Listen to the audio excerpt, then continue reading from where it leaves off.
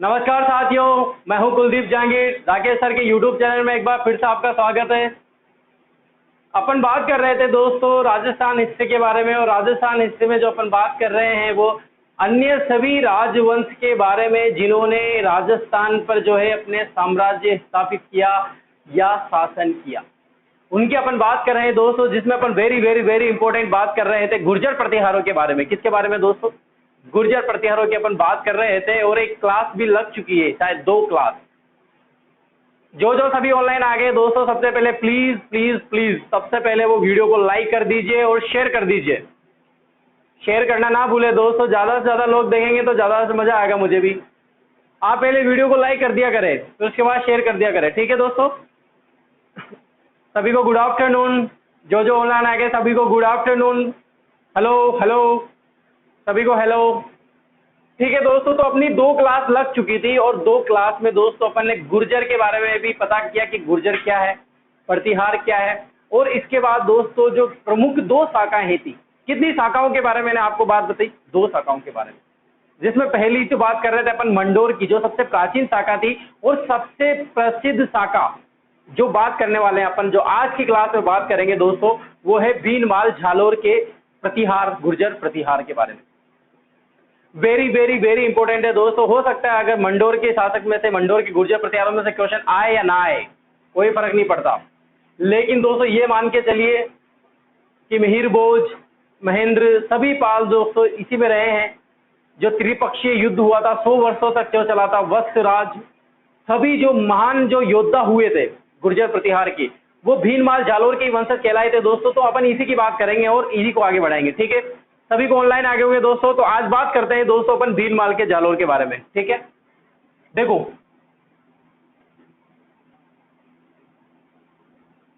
मैंने क्या लिखा है, ये मैंने लिखा है भीनमाल। और बिजोलिया शिलालेख में दोस्तों भीनमाल का जो है नाम क्या मिलता है? क्या मिलता है दोस्तों? श्रीमाल मिलता है। क्या मिलता है? श्रीमाल। ये भीनमाल अब लगा है। वर्तमान नाम है दोस्तों जो कहां पर पड़ता है? झालोर में पड़ता है। कहां पर पड़ता है? झालोर में। भीनमाल के प्रतिहार,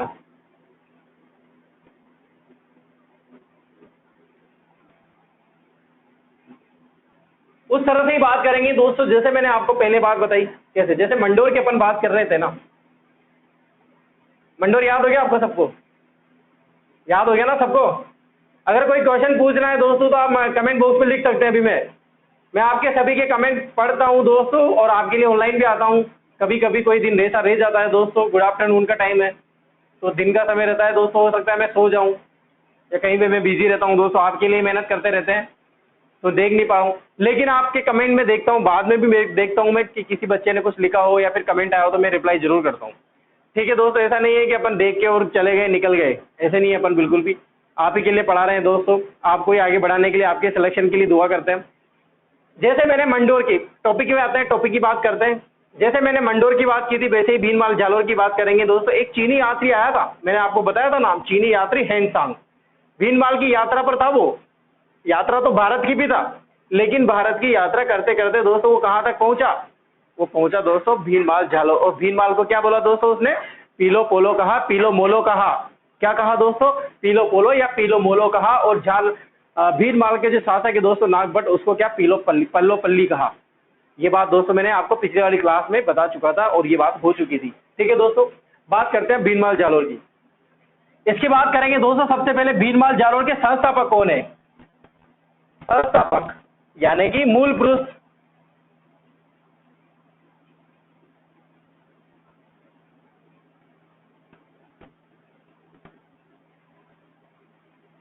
संस्थापक बोलो, मूल पुरुष बोलो, आदि पुरुष बोलो।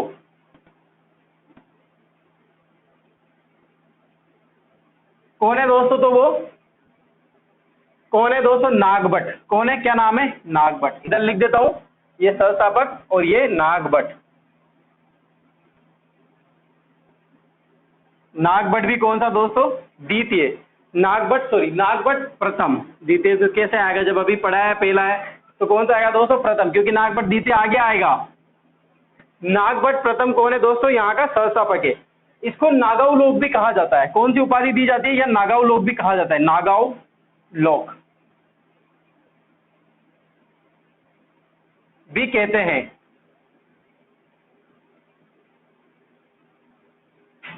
एक कंफ्यूज रहेगा दोस्तों। अगर किसी ने कहीं पर ऐसा देखा हो कि नागबट जित्ते को नागाउलोक कहा जाता है तो वो बिल्कुल गलत है। वहां पर एक वर्ड आया दोस्तों, जो उसका दरबार है उसको नागाउलोक का दरबार भी कहा जाता है, जो इसी के टाइम से प्रारंभ हुआ था। किसके टाइम से प्रारंभ हुआ था? नागबट प्रथम के टाइम से ही प्रारंभ हुआ था। मैंने आपको बताया भी था, ये रीजन भी बताया था मैंने, कि इनके जो प्रतिहार, गुर्जर प्रतिहार थे दोस्तों, इनके जो शासक के नाम रहते हैं नागबट क्यों रहे? क्योंकि ये अपने आप को लक्ष्मण के वंशज मानते थे, यानी कि लक्ष्मण के अवतार मानते थे। अब लक्ष्मण शेषनाग के अवतार, किसके अवतार दोस्तों? शेषनाग के अवतार। इसीलिए गुर्जर प्रतिहार में जो मंडोर है और जो ये भीनमाल है, वहां के शासकों के नाग जो है नागबट पे 4-5 नागबट हुए दोस्तों, और नागावलोक की उपाधि भी धारण किए। और इनके दरबार की बात करें दोस्तों, किसके दरबार की? नागावबट का जो दरबार था, इसके दरबार को क्या बोला जाता है दोस्तों? नागावलोक का दरबार। क्योंकि नागावलोक कौन है? नागबट है, तो इसका दरबार हो जाएगा नागावलोक का दरबार। क्या बोला जाता है दोस्तों? नागावलोक का दरबार कहा जाता है। नागावलोक का दरबार कह सकते हैं, नागावलोक दरबार कह सकते हैं। किसके दरबार को कहा जाता है दोस्तों? नागबट जो प्रथम है उसके दरबार को क्या बोला जाता है? नागावलोक का दरबार या नागावलोक दरबार कहा जाता है। बात करें दोस्तों, जब ये संस्थापक बना तो वहां पर किनका शासन हुआ करता था भीनमाल में? तो बात करते हैं दोस्तों, नोट लगाएंगे यहाँ पर। देखो यहाँ पर बात करते हैं दोस्तों, मैं बात कर रहा हूँ सबसे पहले नागबट की। किसकी? नागबट की। ये नागबट है, ठीक है, ये प्रथम। और ये इधर है चावंड राजपूत। कौन है दोस्तों? चावंड राजपूत। नागबट प्रथम ने दोस्तों क्या किया? चावंड राजपूत को पराजित कर दिया। क्या किया दोस्तों? पराजित किया। पराजित किया दोस्तों, और पराजित करने के बाद भीनमाल पर अधिकार किया। किस पर अधिकार किया दोस्तों? भीनमाल पर अधिकार किया, तथा राजधानी बनाई। किसको? राजधानी बनाई। किसको बनाई दोस्तों राजधानी? किसको बनाई? भीनमाल को। तो भीनमाल के जो प्रतिहार शासक रहे दोस्तों, इनकी प्रथम राजधानी कौन सी है? भीनमाल है। Very very very important question है। किसने बनाई दोस्तों? नागबट प्रथम के समय जो ये है राजधानी बनी है। किसके समय दोस्तों? नागबट प्रथम के समय। किसको पराजित किया इन्होंने? चावंड राजपूत को भी पराजित किया। नागावलोक की उपाधि किसने धारण करी थी दोस्तों? तो ये धारण करी थी किसने? नागबट प्रथम ने। इनके दरबार लगता था दोस्तों, उस दरबार को क्या बोला जाता था? नागावलोक दरबार भी कहा जाता था, या नागावलोक का दरबार भी कहा जाता था। संस्थापक है दोस्तों ये। किसका संस्थापक है दोस्तों? भीनमाल जालोर की गुर्जर प्रतिहारों का संस्थापक है। ये हुई बात दोस्तों किसकी? नागबट की। एक दो जानकारी दोस्त और है, अभी यहाँ पर आएगी नहीं, जगह कम है, तो आप पहले इसका स्क्रीनशॉट ले लीजिए, फिर उसकी भी बात करते हैं, ठीक है।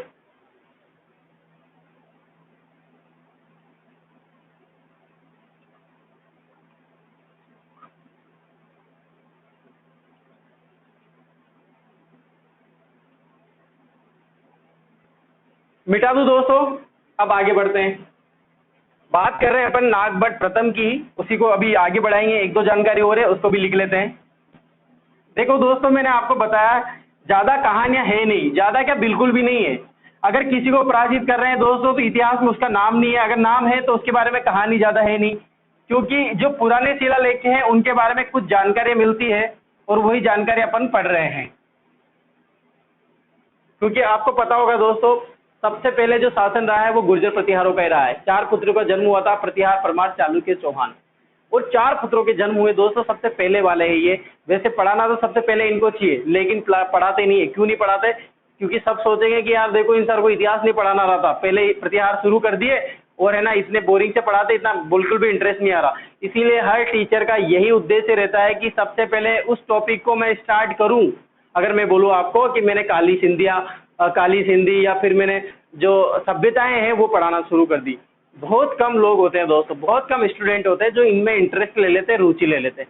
इसीलिए पहले मारवाड़, मेवाड़ ये चीजें पढ़ाई जाती है, क्योंकि इनकी वीर गाथाएं बहुत जबरदस्त है। यहाँ पर युद्ध हुए दोस्तों, आक्रमण हुए, और गजब के जो है जौहर हुए दोस्तों, यहाँ पर सती हुई। ये सब कहानियां कहाँ मिल रही दोस्तों? मेवाड़, मारवाड़, बीकानेर, अजमेर, जो है अजमेर में, और ये पुराने जो मैंने पढ़ा चुका हूँ मैं इतने सारे शासक के बारे में, उनमें मिलती है, इसीलिए पहले उनको पढ़ाया जाता है। लेकिन यहाँ पर ऐसा कुछ हुआ नहीं, कुछ भी नहीं हुआ दोस्तों। अब क्या हुआ दोस्तों, नागभट्ट प्रथम, देखो भी नागभट्ट प्रथम आया, आके पराजित किया किसको, चावल राजपूत को। और इसने एक और पराजित किया दोस्तों, पराजित किया, ये लो पराजित किया।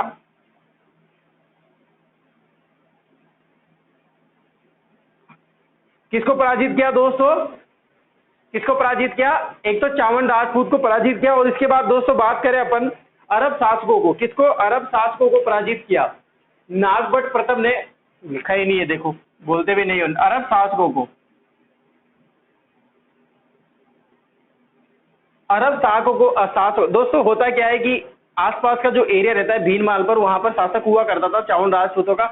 और इसके अलावा जो पानी के आसपास का जो क्षेत्र था, वहां पर मलेच्छों का जो क्षेत्र हुआ करता था दोस्तों, तो अरब शासकों का हुआ करता था। अरबी वहां के बाहर के लोग आके वहां पर शासन कर रहे थे, तो नागभट्ट प्रथम ने जो है उनको पराजित किया था।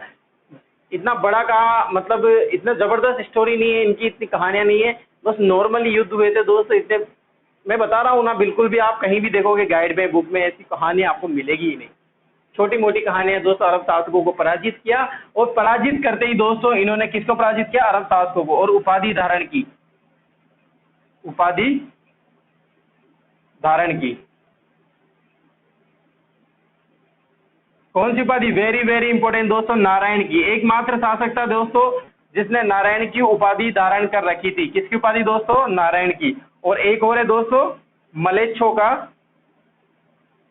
मलेच्छों का नाशक।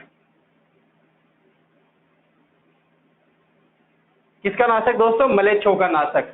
यानी कि ये जुल्म करता था दोस्तों, अरब शासक जो है मलेच्छों पर वहां पर जो पालन थे, मलेच्छों के मत्स्य पालन थे, उन पर आक्रमण करते थे, उनको परेशान करते थे, तो उनका नाश करते थे दोस्तों अरब शासकों का। इसीलिए एक उपाधि भी देते थे दो, तो वो उपाधि कौन सी रहती है दोस्तों, मलेच्छों का नाशक। और इनको पराजित कर देता है तो अपने आप को उपाधि धारण करता है कौन, नारायण की उपाधि धारण करता है कौन दोस्तों, नागभट्ट। याद रखना दोस्तों, वेरी वेरी इंपॉर्टेंट है, नारायण की उपाधि कौन धारण करता है। ऑब्जेक्टिव में नागभट्ट फर्स्ट भी आएगा, नागभट्ट द्वितीय भी आएगा, कुक्कुट भी आएगा, और इसके अलावा दोस्तों आप अमीर गोज ले सकते हो। तो आपका राइट आंसर क्या होना चाहिए दोस्तों, क्या होना चाहिए राइट आंसर, क्या होना चाहिए बताइए कमेंट बॉक्स में लिख के, क्या होना चाहिए आपका राइट आंसर, नागभट्ट प्रथम आपका जो राइट आंसर होना चाहिए। संस्थापक की बात करें तो आपका राइट आंसर क्या होना चाहिए दोस्तों, नागभट्ट प्रथम होना चाहिए। इसके बाद मलेच्छों का जो नाशक है, इनको जो दमन करने वाला है, वो कौन है दोस्तों, तो वो है नागभट्ट प्रथम है दोस्तों। ठीक है दोस्तों, ये बात हुई मूल पुरुष की, संस्थापक की, जो भीनमाल झालोर का शासक था, प्रथम शासक था। ठीक है दोस्तों, इसके बाद बात करें दोस्तों, इसके बाद नागभट्ट के बाद दोस्तों शासक बनते हैं कुक्कुट, और कुक्कुट के बाद बनते हैं दोस्तों देवराज, और देवराज के बाद बनते हैं दोस्तों वत्सराज। अपन बात करेंगे दोस्तों देवराज की नहीं करेंगे, कुक्कुट की नहीं करेंगे, यहाँ पर बात करेंगे अपन किसकी, वत्सराज की। क्योंकि कुक्कुट और देवराज सिर्फ नाम मात्र के शासक थे। जो नाम मात्र का शासक, जो इतिहास में केवल नाम लिखा के चले गए, उनको ही कहा जाता है नाम मात्र का शासक। वत्सराज ने महान शासक था दोस्तों, क्योंकि इसके समय जो है कन्नौज को लेकर त्रिपक्षीय युद्ध प्रारंभ हुआ था। किसके समय दोस्तों, वत्सराज के समय। तो नेक्स्ट हेडिंग डालेंगे दोस्तों अपन वत्सराज। ठीक है, स्क्रीनशॉट ले लो, वत्सराज की आगे बात करते हैं अपन।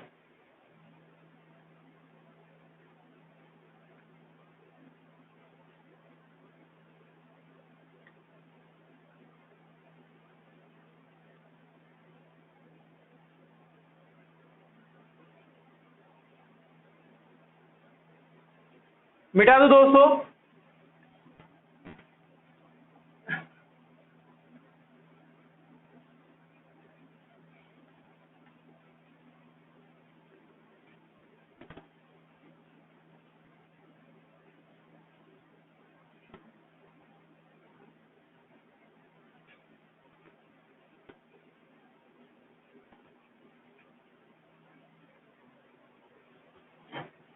आगे बात करेंगे दोस्तों अपन में जो मोस्ट इंपोर्टेंट शासक है, क्या नाम है दोस्तों, वत्सराज, उसकी अपन बात करने वाले हैं। देखो दोस्तों, गुर्जर प्रतिहारों के बारे में मैं आपका दुख दर्द, दिल का दर्द जो है वो बिल्कुल समझ सकता हूँ।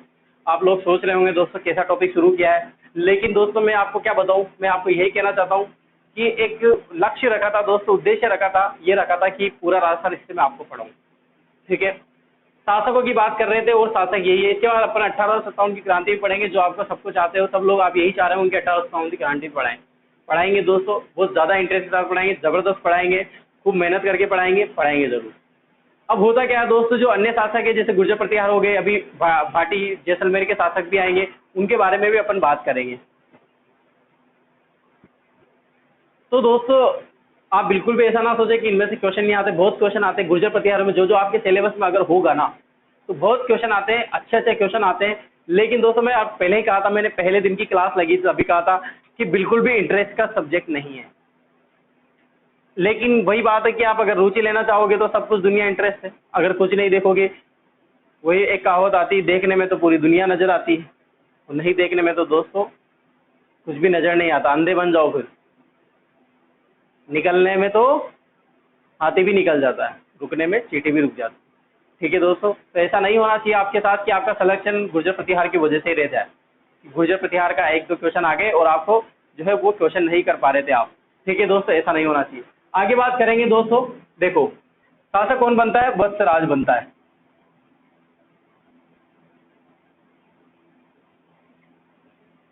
ठीक है दोस्तों, वत्सराज यहाँ का शासक बनता है। तो दोस्तों वत्सराज शासक बनता है। सबसे पहली बात कि वत्सराज जो है किसका पुत्र था?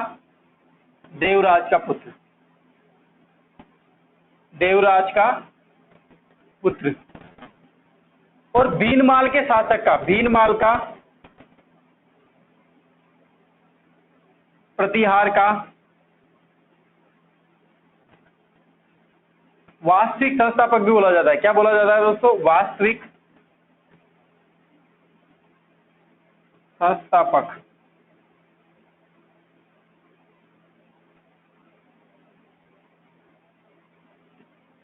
क्या बोला जाता है दोस्तों? वास्तविक संस्थापक। देखो, संस्थापक अलग होता है और वास्तविक संस्थापक अलग होता है। वो इसलिए दोनों में अंतर क्या है मैंने पहले भी बताया था। देख, एक होता है वास्तविक संस्थापक, जो जहां से प्रारंभ होता है, जो पहला होता है वो होता है संस्थापक, जिससे शुरुआत होती है। लेकिन एक होता है दोस्तों जो निर्माण काल, स्थापत्य कला बिल्कुल भी नहीं हो पाता है उस शासन के काल में। और एक होता है जैसे वत्सराज, इसको वास्तविक संस्थापक बुलाया गया। तो यहाँ से जो गुर्जर प्रतिहार का जो भीनमाल के शासक है, यहाँ से जो दोस्तों इनके वंशज का जो प्रारंभ हुआ और जबरदस्त जो है युद्ध हुए। और इसके बाद अपन बात करें इनके जो पुत्र पौत्र वंशज निकले, तो वो दोस्तों उनका भी बड़ा योगदान रहा है। इसीलिए दोस्तों वास्तविक संस्थापक बोला जाए। जैसे अपन कोई भी जो है जैसे मान लो प्रथा स्टार्ट करते हैं, या फिर मान लो जैसे भी कोई भी महलों की, किलों की, या फिर किसी भी चीज की दोस्तों एक शुरुआत करी हो, तो किसने शुरुआत करी हो वो हो जाता है संस्थापक। लेकिन उसमें बढ़ाया किसने, ज्यादा योगदान किसका रहा, तो दोस्तों वो कौन हो जाता है? वास्तविक जो है मेन हो जाता है, वास्तविक संस्थापक कहलाता है वहां का। ठीक है दोस्तों, ये थोड़ा सा डिफरेंट होता है और दोनों ही क्वेश्चन अलग है। एग्जाम में अगर ये पूछता है कि वास्तविक संस्थापक कौन है, तो आपका आंसर क्या होना चाहिए दोस्तों? वत्सराज होना चाहिए। संस्थापक पूछ ले तो आपका आंसर क्या होना चाहिए दोस्तों? तो आपका आंसर होना चाहिए नागभट्ट प्रथम होना चाहिए। ठीक है दोस्तों, आपको समझ में आया? देखो, अब बात करते हैं वत्सराज की। वत्सराज की उपाधि थी दोस्तों, इन्होंने उपाधि धारण कर रखी थी। उस उपाधि का नाम याद रखना दोस्तों, रणहस्तिन। रणहस्तिन। किसी भी शासक की ऐसी उपाधि आपने देखी नहीं होगी जो इसने उपाधि धारण कर रखी थी। वत्सराज की उपाधि धारण कर रखी थी, उस उपाधि का नाम है दोस्तों रणहस्तिन। देखो यहाँ पर दो वर्ड है, एक का नाम, एक वर्ड दिख रहा होगा आपको रण, और एक दिख रहा होगा हस्तिन। रण का मतलब दोस्तों युद्ध होता है। क्या होता है? रण में क्या होता है? युद्ध। हस्तिन का मतलब होता है हाथी। अब इन दोनों को मिला के लिखेंगे दोस्तों, इन दोनों को मिला के लिखेंगे युद्ध का हाथी। युद्ध का हाथी। युद्ध का हाथी किसे कहा गया है दोस्तों? वत्सराज को कहा गया है, या फिर वत्सराज को युद्ध का हाथी या रणहस्तिन जो है उपाधि धारण कर रखी थी, युद्ध का हाथी इसे बोला जाता है। यानी कि युद्ध पर हाथी पर बैठता था और हाथी पर ही बैठ के युद्ध लड़ने जाता था, इसीलिए इसको हाथी बहुत प्रिय था। और जो हाथी है, रण का हाथी कहा जाता था, हाथियों की तरह लड़ता था दोस्तों, हाथी की तरह चलना, हाथी की तरह दिखना, जबरदस्त चौड़ा, लंबा चौड़ा दिखना, इसका जो है हुलिया था। इसलिए रण का हाथी किसे कहा गया है दोस्तों? किसे कहा गया है? वत्सराज को कहा गया है। ठीक है दोस्तों, आप इसको पहले लिख लीजिए, स्क्रीनशॉट ले लीजिए, फिर आगे बढ़ते हैं। ठीक है,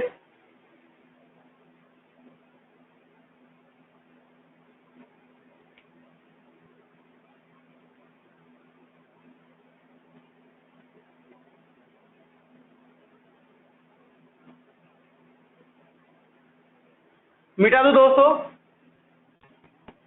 अब और बात करते हैं दोस्तों वत्सराज की।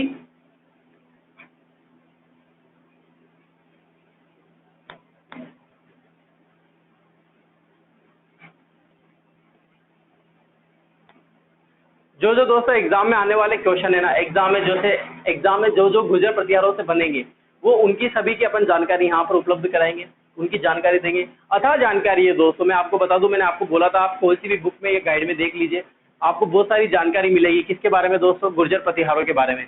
लेकिन बहुत कंफ्यूज हो जाते हैं कि पढ़े कैसे, कैसे याद रखें उनको, किस तरह से आएंगे, क्योंकि एक ही एक वर्ड दोस्तों बहुत सारे राजाओं के लिए बोला गया है। तो वो सी गाइड में लगभग लगभग लगभग गलत जानकारी दी हुई है, बहुत ज्यादा गलत जानकारी दी है, क्योंकि एक राजा का 3 नाम है यहाँ पर। तो गाइड वालों ने इधर उधर घुमा के वही शासक इधर उधर डाल रखे, कोई भी वास्तविक संस्थापक बता रखा है, कोई भी संस्थापक बता रखा है, किसी की राजधानी कहाँ बता रखी, कुछ भी बता रखा है। कंफ्यूज मत होना दोस्तों, मैटर को यहाँ देखना और यहीं से लिखना और यहीं से याद करना, आपका क्वेश्चन गलत नहीं होगा। पूरी गारंटी के साथ बोल रहा हूँ, आपका क्वेश्चन बिल्कुल भी गलत नहीं होगा। और बात करते हैं दोस्तों वत्सराज के समय। वत्सराज के समय कन्नौज को लेकर, किसको दोस्तों? कन्नौज को लेकर, कन्नौज को लेकर बहुत जबरदस्त युद्ध हुआ दोस्तों। उसको युद्ध को बोलते हैं त्रिपक्षीय युद्ध हुआ।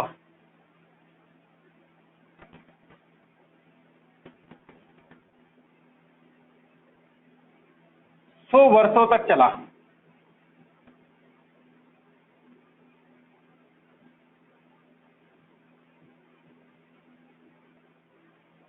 मैं बात कर रहा हूं दोस्तों यहाँ पर वत्सराज के समय की। वत्सराज का समय आता है, इसके शासन काल के समय की बात कर रहे हैं। कन्नौज को लेकर, कन्नौज का शासक बहुत ही जरूरी शासक बताया था मैंने, यहाँ के शासक बदलेंगे, लेकिन जो कन्नौज का मेन शासक बताया था, यूपी में पड़ता है कन्नौज, और वहां का शासक था दोस्तों, क्या नाम था उसका? गेडवाल। जो संयोगिता की कहानी जुड़ी हुई है वो भी यहाँ से ही जुड़ी हुई है, बता दिया था। होता क्या है, कन्नौज को लेकर विवाद चल रहा था, और उस विवाद को लेकर दोस्तों 3 लोग भिड़ रहे थे। कितने लोग भिड़ रहे थे? 3 लोग। एक तो था दोस्तों बंगाल के पाल को लेकर, एक मालवा के प्रतिहार यानी कि ये गुर्जर प्रतिहार, और एक था राष्ट्रकूट यानी कि महाराष्ट्र के जो राष्ट्रकूट शासक थे, महाराष्ट्र के दक्षिण के या फिर महाराष्ट्र के राष्ट्रकूट शासक थे, उनको लेकर दोस्तों त्रिपक्षीय संघर्ष हुए, जो इनके वंशज ने लड़ा था। एक क्वेश्चन आता है दोस्तों, बहुत ही जबरदस्त क्वेश्चन आता है यहाँ पर, कि किसने दोस्तों जो ये त्रिपक्षीय युद्ध था, ये किसने जीता था या कन्नौज पर अधिकार कर लिया था? कन्नौज पर अधिकार करने वाला एकमात्र शासक था गुर्जर प्रतिहारों में। तो वो आंसर आएगा दोस्तों आपका नागभट्ट द्वितीय। क्या आंसर आएगा दोस्तों? नागभट्ट द्वितीय। अभी द्वितीय जब आगे आएंगे तो मैं आपको पढ़ाऊंगा, अभी मैंने बता दिया है, तो आपका आंसर क्या होना चाहिए दोस्तों? नागभट्ट द्वितीय। और मैं आपको बता दूं, ये 100 वर्षों तक जो युद्ध लड़ा है दोस्तों, इसमें पराजय हो जाती है किसकी? गुर्जर प्रतिहारों की। लेकिन एक आता है, एक लाइन आती है, एक क्वेश्चन बनता है वेरी इंपॉर्टेंट, कन्नौज पर अधिकार भी कर लिया था दोस्तों, पराजित कर दिया था मालवा के शासक को, मालवा के पाल को, सॉरी बंगाल के पाल को किसने? नागभट्ट द्वितीय ने। तो शुरुआत हुई थी दोस्तों किसके समय? वत्सराज के समय। किसके समय? कन्नौज को लेकर त्रिपक्षीय। कौन सा युद्ध दोस्तों? त्रिपक्षीय युद्ध पूछते हैं। जब ये क्लासें बंद होगी ना, गुर्जर प्रतिहार खत्म हो जाएगा, तो मैं आपको त्रिपक्षीय युद्ध तीनों के एक साथ बता दूंगा, एक साथ लिखा दूंगा, कोई प्रॉब्लम नहीं होगी दोस्तों। आपको त्रिपक्षीय किस किस के मध्य, वत्सराज के समय कौन कौन से शासक थे, मिहिरभोज के समय कौन कौन से शासक थे, नागभट्ट के द्वितीय के समय कौन कौन से शासक थे, 3 पक्षों में, वो सब बना दूंगा दोस्तों। में कोई कंफ्यूज नहीं रहेगा दोस्तों, कोई दिक्कत वाली बात नहीं है, कोई भी दिक्कत वाली बात नहीं रहेगी। ऐसी कोई लाइन नहीं छोड़ूंगा दोस्तों जो आपको प्रॉब्लम दे, ठीक है? ये मेरा वादा है। आप बने रहिए दोस्तों, ऐसे ही बने रहिए, ऐसे ही मैं जानकारी देता रहूंगा और ऐसे ही इसको सिंपल बनाता जाऊंगा, ठीक है दोस्तों? वत्सराज के समय कन्नौज को लेकर त्रिपक्षीय युद्ध हुआ था, 100 वर्षों तक चला था। ये त्रिपक्षीय युद्ध हो गया दोस्तों। देखो, ये है इंडिया,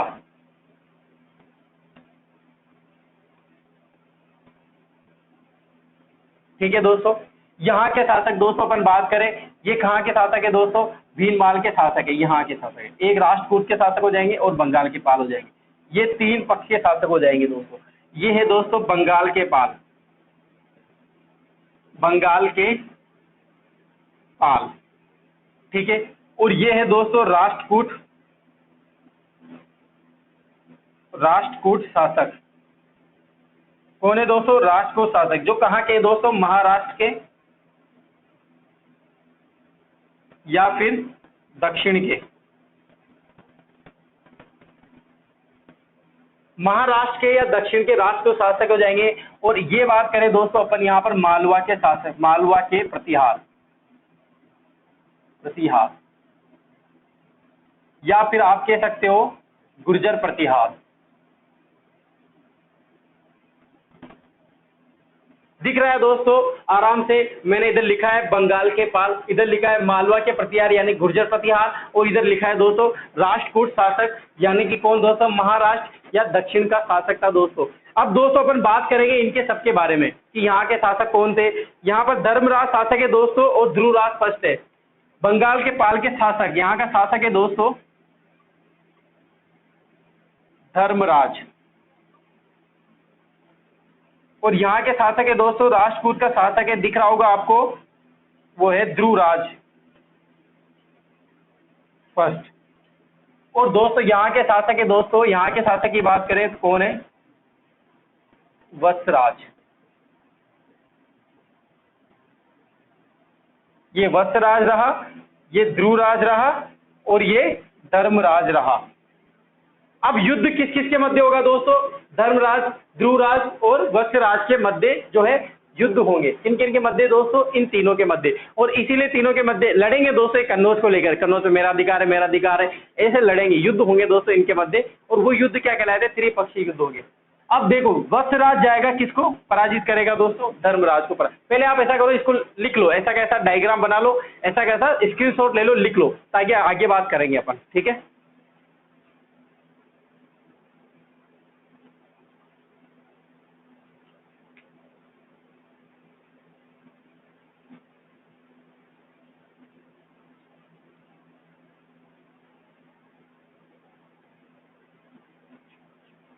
मिटा दो दोस्तों आगे।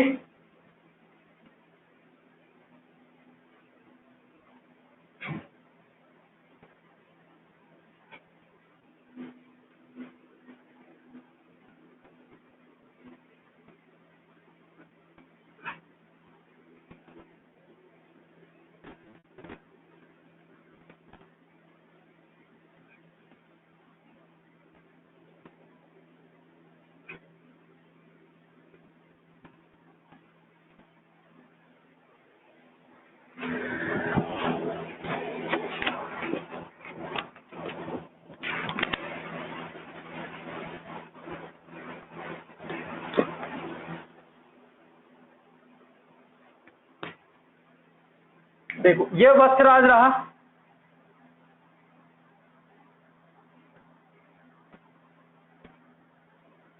और ये कौन रहा दोस्तों, धर्मराज। कहाँ का शासक है दोस्तों, ये कहाँ का शासक है, धर्मराज, बंगाल के पाल शासक। अपन क्या लिखेंगे यहाँ पर, पाल शासक, बंगाल के पाल का शासक था दोस्तों ये, क्या नाम है इसका, धर्मराज। और ये दोस्तों महाराष्ट्र राष्ट्रकूट शासक, जिसका नाम रहता है दोस्तों, इस शासक का नाम रहता है क्या, ध्रुवराज।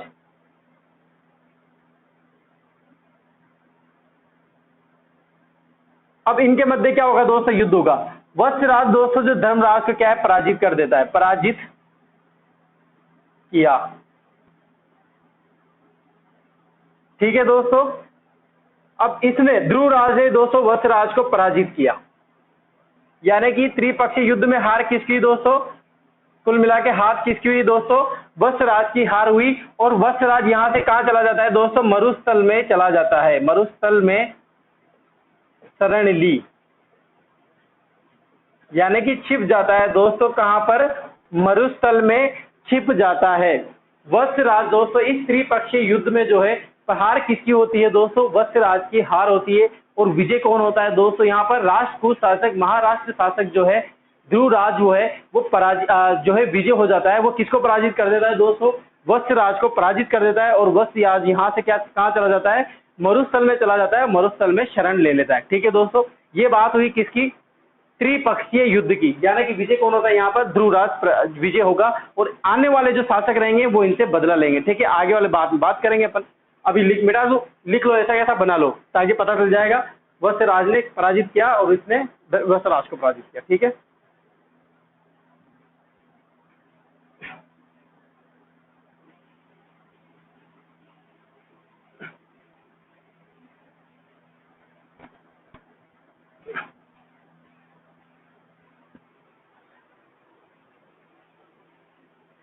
देखो अब इधर देखो,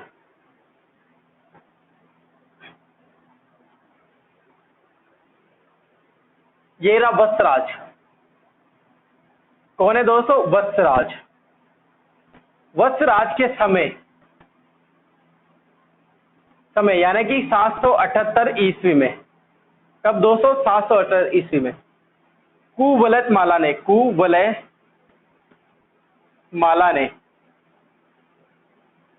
कुवलय माला की रचना की थी उद्योतन सूरि ने। एक दरबारी कविता दोस्तों, उद्योतन सूरि एक कवि था, इतिहासकार था। उद्योतन सूरि साहित्यकार था, उसने रचना की किसकी दोस्तों? कुवलय माला की।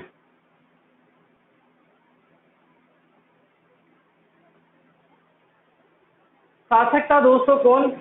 उद्योतन सूरि रचना करता है कुवलय माला के। उद्योतन सूरि के समय शासक था दोस्तों वत्सराज। वेरी वेरी इंपॉर्टेंट है दोस्तों, कुवलय माला की रचना करने वाला कौन है? उद्योतन सूरि। क्या नाम है दोस्तों? उद्योतन सूरि है। मरु भाषा और जो हिंदी भाषा है, राजस्थानी भाषा है, उसका उल्लेख मिलता है।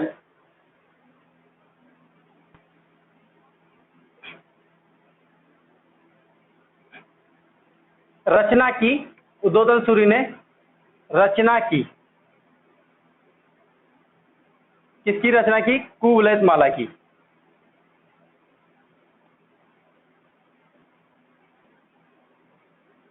कब की दोस्तों? 778 ईस्वी में। और शासक कौन था? वत्सराज था। इसको दोस्तों, इस कुवलय माला को मरु भाषा तथा राजस्थानी भाषा का प्रथम ग्रंथ माना जाता है। किसको बोला जाता है दोस्तों? प्रथम ग्रंथ नहीं बोल सकते, या फिर मरु भाषा और राजस्थानी भाषा का जो है उल्लेख मिलता है।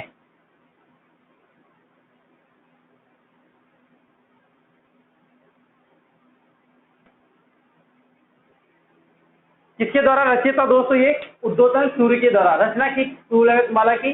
मरु भाषा और राजस्थानी भाषा का उल्लेख मिलता है किसमें? कुवलय माला में। ठीक है दोस्तों, और बात करें दोस्तों तो वत्सराज के समय, वत्सराज के समय जिन विजय सूरि था। जिन विजय सूरि, क्या नाम था दोस्तों? जिन विजय। क्या नाम था दोस्तों? जिन विजय सूरि था। और जिन विजय सूरि ने हरिवंश पुराण की। किसकी रचना की दोस्तों? जिन विजय सूरि ने हरिवंश पुराण की रचना की। हरिवंश पुराण की।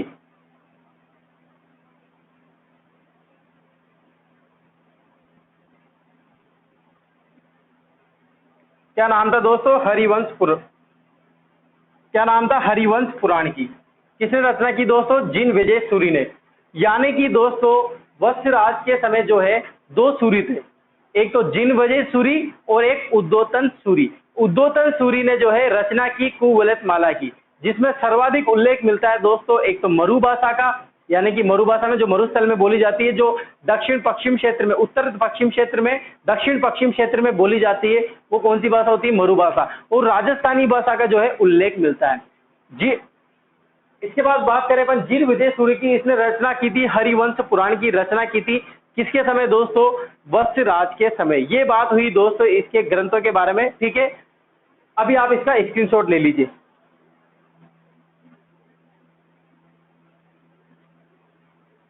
शुरू बोल रहा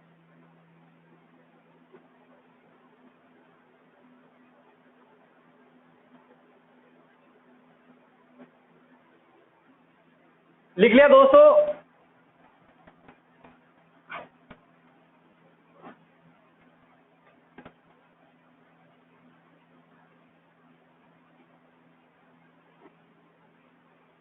अब दोस्तों वत्सराज की बात कर रहे थे अपन, किसकी बात कर रहे थे? वत्सराज की। वत्सराज में ज्यादा इतना ही किया था। सबसे मेन इंपॉर्टेंट बात आती, त्रिपक्षीय संघर्ष हुए थे इनके मध्य, बंगाल के पाल, राष्ट्रकूट के शासक और गुर्जर प्रतिहारों के मध्य। शासक कौन था प्रथम? दोस्तों वत्सराज था। वत्सराज ने निर्माण करवाया दोस्तों। निर्माण की भी बात कर लेते हैं यहां पर, जब इतनी बात कर रहे थे। निर्माण की बात करें दोस्तों तो इन्होंने मंडोर में या फिर मंडोर में या ओसिया में, ओसिया के जैन मंदिरों का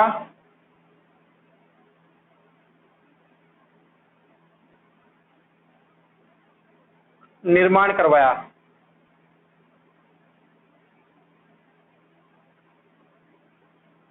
किसने निर्माण करवाया दोस्तों? मंडोर ओसिया में जो जैन मंदिर है उसकी निर्माण की शुरुआत करी थी। वो निर्माण काल चल रहे थे, निर्माण बनते जा रहे थे, आने वाले शासक के समय पूर्ण हुए थे, लेकिन इन जैन मंदिरों की दोस्तों जो बनाने का कार्य की शुरुआत हो गई थी वो कौन से शासक के समय हो गई थी दोस्तों? वत्सराज के समय का।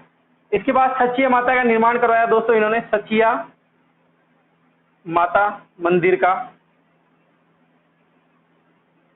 इसके बाद दोस्तों और बात करें अपन, हरिहर मंदिर का निर्माण करवाया इन्होंने। ये दोनों दोस्तों जो है पंचायतन शैली में बने हुए हैं, पंचायतन शैली में बने हुए हैं। ठीक है दोस्तों, यहाँ पर इतनी सी बात करेंगे, बाकी बात तो अपन मंदिरों की जब कल्चर पढ़ेंगे, मंदिर स्थापत्य कला जो है, मंदिर दरगाह वगैरह ये सब चीजें आएगी, मेले वगैरह, उन पे अपन बात करेंगे इनकी। ठीक है दोस्तों, ये हुई वत्सराज की बात। आगे भी बात करेंगे दोस्तों अपन गुर्जर प्रतिहारों के बारे में। ऐसे आप दोस्तों जो वीडियो को देख रहे हैं वो सबसे पहले वीडियो को लाइक कर दिया करें। ठीक है दोस्तों, अब बात करता हूं मैं दोस्तों, आपके सामने एक या दो क्वेश्चन लिख देता हूं, आप उनके जल्दी से आंसर देना। मैंने बताया था आपको कि अपन एक या दो क्वेश्चन की जरूर बात करेंगे, ऐसी बात करते रहेंगे ताकि आपको जो इंटरेस्ट बना रहे और आपके क्वेश्चन जो इंपॉर्टेंट, कई क्वेश्चन आ जाते हैं एग्जाम में आए हुए क्वेश्चन या फिर इंपॉर्टेंट क्वेश्चन के ऊपर बात करेंगे। ठीक है, इसके बाद क्लास को खत्म करेंगे। 2 मिनट 3 मिनट की बात और रहेगी दोस्तों, उसके बाद क्लास खत्म हो जाएगी।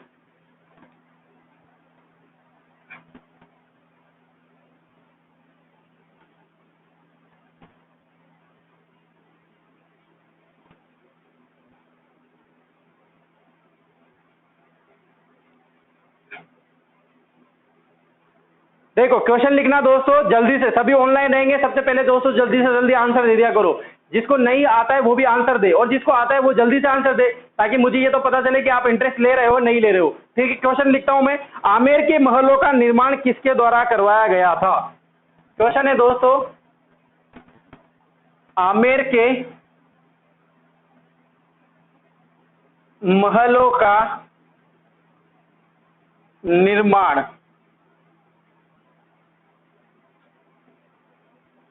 किस शासक द्वारा करवाया गया था? क्वेश्चन है दोस्तों, वेरी वेरी इंपॉर्टेंट क्वेश्चन है। आमेर के महलों का निर्माण किस शासक द्वारा करवाया गया था? बिल्कुल आपके सामने स्क्रीन पर जो है व्हाइट बोर्ड पर दोस्तों जो है आपके ऑप्शन आने वाले हैं, जल्दी से आंसर देना। राजा भगवंत दास ए, राजा भगवंत दास, बी लिखूंगा दोस्तों राजा मानसिंह प्रथम। इसके बाद सी लिखूंगा दोस्तों सवाई जय सिंह,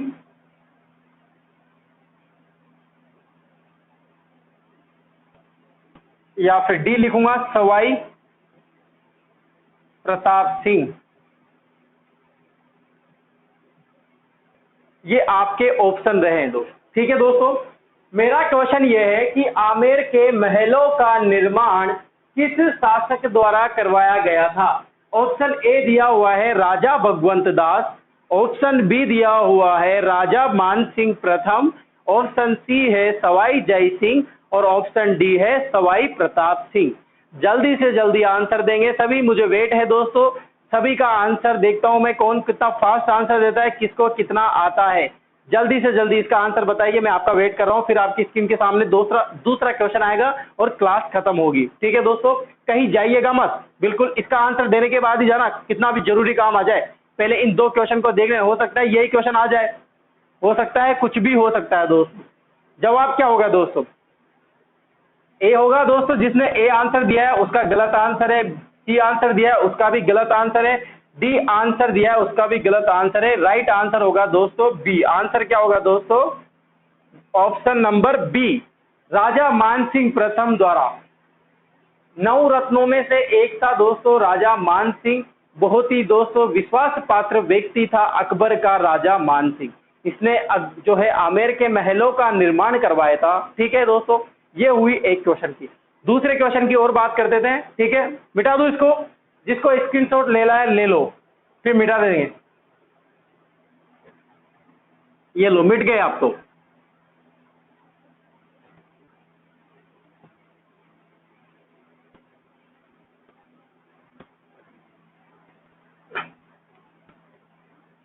अब वेरी इंपॉर्टेंट क्वेश्चन है, एग्जाम में आया हुआ क्वेश्चन है, 2 बार आ चुका है। वेरी सिंपल क्वेश्चन है, देखते हैं कौन कौन आंसर देता है। हुंडा नामक घोड़ा कौन से शासक का है? हुंजा, क्या नाम है? हुंजा।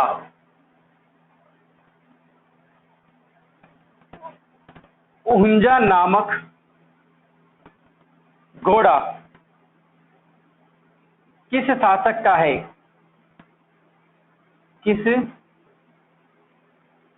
शासक का है? ऑब्जेक्टिव लिख रहा हूं दोस्तों। क्वेश्चन है हुंजा नामक घोड़ा किस शासक का है? ऑप्शन ए लिख रहा हूं दोस्तों, महाराणा प्रताप। बी ऑप्शन लिख रहा हूं दोस्तों, महाराजा, या फिर अपन लिखेंगे मारवाड़ शासक। ऐसे तो पता नहीं चलेगा आपको। मारवाड़ शासक चंद्रसेन। सी ऑप्शन लिखूंगा दोस्तों, बूंदी शासक उमेद सिंह।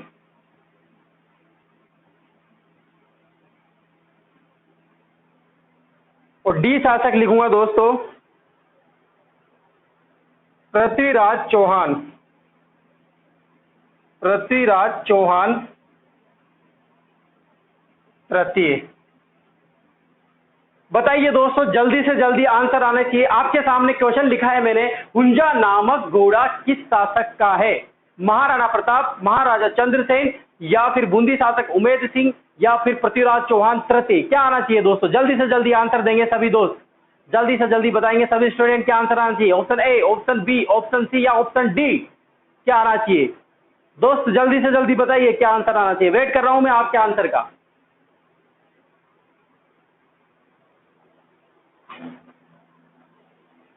जल्दी से जल्दी आंसर देंगे सभी लोग।